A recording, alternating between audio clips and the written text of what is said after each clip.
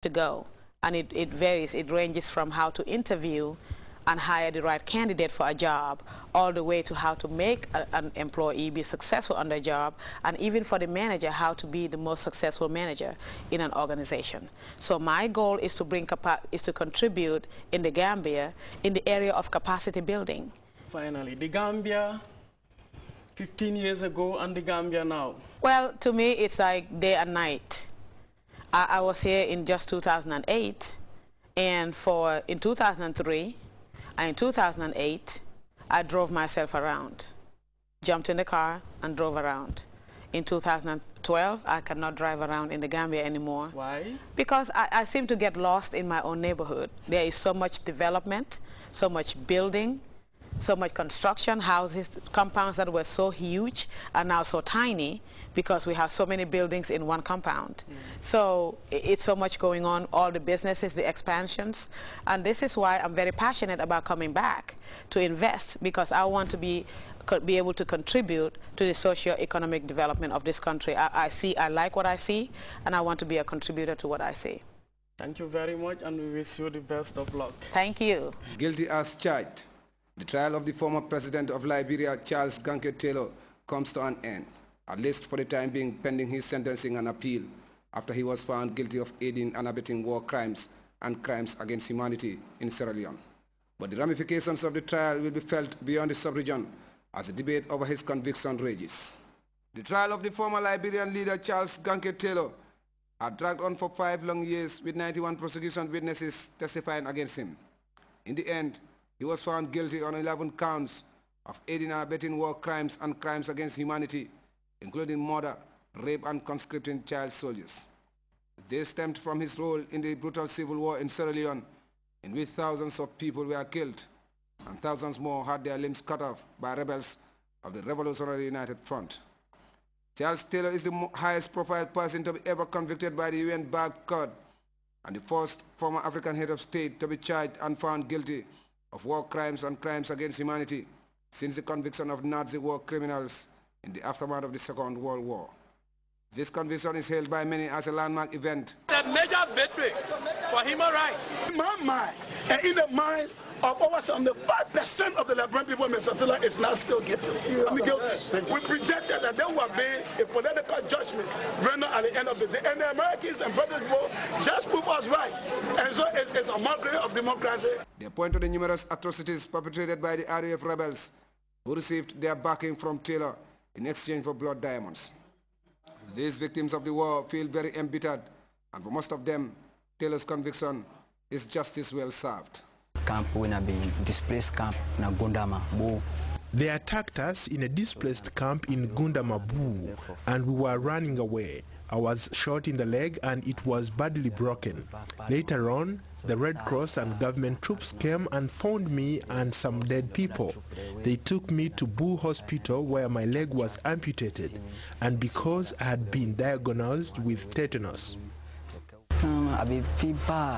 I felt bad because I was not expecting it. I was 17 years old. I was with my family, hiding from one place to another, and we walked long distances until we finally came to stay in the camp. For Taylor's supporters and sympathizers, the whole trial of the former leader is a charade, a conspiracy by Western powers and their African cronies to get rid of Taylor because he was opposed to American neo-colonialist policies in Liberia. The rule of law must be reinforced, and the selective use of international justice must be denounced. Everything has to start at home with an independent and impartial justice system. The $250 million, according to some analysts, spent on the 5-year trial, some argue, could have been spent to improve the lives of the thousands of amputees and other war victims, most of whom lack basic necessities of life.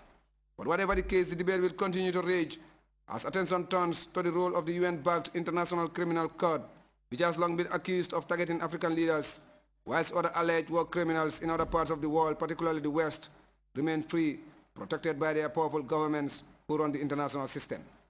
His fate having already been decided, Mr. Taylor will be sentenced at the end of May and will spend his imprisonment in Britain. But he will have the chance to appeal his conviction, a laborious process that may take years, consuming millions of additional dollars in a trial that has already broken the record as the most expensive in the history of the ICC. Authorities in Gabon are trying to dissuade people from engaging in unhealthy and unreligious practice, slowly engulfing Gabonese society.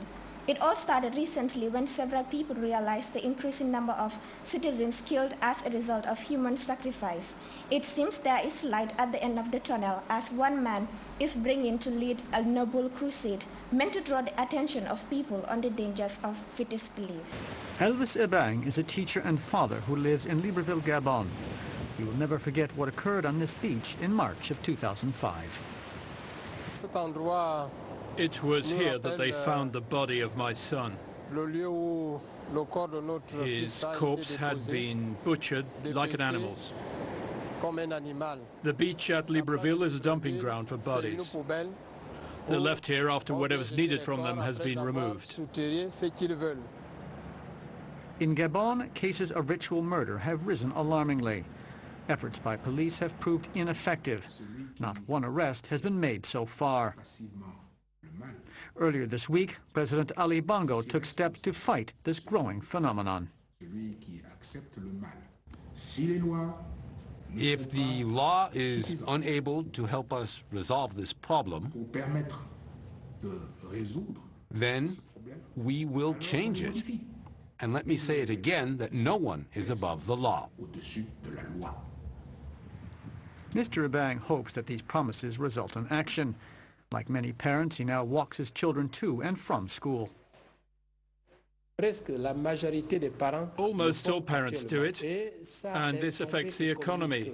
There are people who can no longer keep normal working hours. You can't finish your work properly when you're in a hurry to get to school to pick up your children.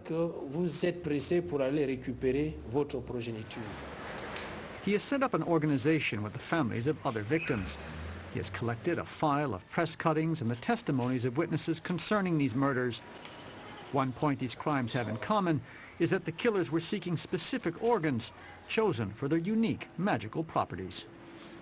The purpose of the tongue is speech. With it you gain the power of persuasion. The sexual organs are used to increase virility. The heart is power, the power over love, so that people can be manipulated to love someone they hate. These beliefs are shared by a number of secret societies. Mr. Ebang is trying to fight these practices by speaking to the public. His association has launched an awareness-raising campaign to persuade the more superstitious of Gabonese that power and fortune cannot be won through the murder of a child. In the name of development, but for what purpose?